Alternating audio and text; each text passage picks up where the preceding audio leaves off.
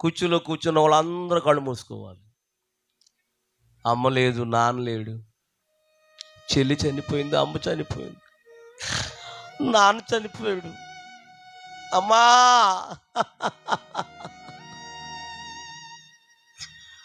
నానా, చెల్లి,